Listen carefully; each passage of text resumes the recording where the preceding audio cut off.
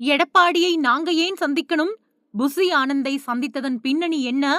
டென்ஷனான CV. Shanmugam. அமைச்சர் புசி ஆனந்த சந்திச்சது ஏன் அப்படிங்கிற கேள்விக்கு அதிமுக முன்னாள் அமைச்சர் சி.வி. சண்முகம் பதில் கொடுத்திருக்காரு. அமைச்சர் ஆனந்த தொகுதி தொடர்பான பிரச்சனைக்காக சந்திச்சதா சொன்ன சி.வி. சண்முகம், எடப்பாடி பழனிசாமியை நாங்க ஏன் சந்திக்கணும் அப்படின்னு ஆவேசமா கேள்வி எழுப்பியிருக்காரு. அதிமுகவில் எடப்பாடி பழனிசாமிக்கும் முன்னாள் அமைச்சர்களான எஸ்.பி. வேலுமணி அப்புறம் சி.வி. சண்முகம் தரப்புக்கும் மோதல் தொடர்ந்துட்டு வருது. சட்டசபை பட்ஜெட் கூட்டத்தொடர்ல கூட எடப்பாடி பழனிசாமியை சந்திக்காம சி.வி. சண்முகம், எஸ்.பி. வேலுமணி உள்ளிட்டோர் தனி அணியா செயல்பட்டு வராங்க.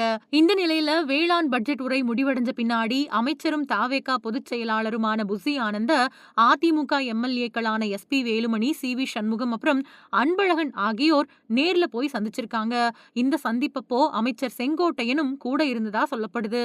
சுமார் 15 நிமிஷங்கள் வரைக்கும் இந்த சந்திப்பு நீடிச்சிருக்கு. ஏற்கனவே அதிமுகவை சேர்ந்த 6 எம்எல்ஏக்கள் பதவியை ராஜினாமா செஞ்சுட்டு தாவேகாவில் இணைஞ்சாங்க. இதனால அடுத்த கட்டமா எஸ்.பி. வேலுமணி உள்ளிட்டோர் பதவியை ராஜினாமா செய்யக்கூடிய திட்டத்துல இருக்காங்களா அப்படிங்கிற சந்தேகம் எழுந்திருக்கு.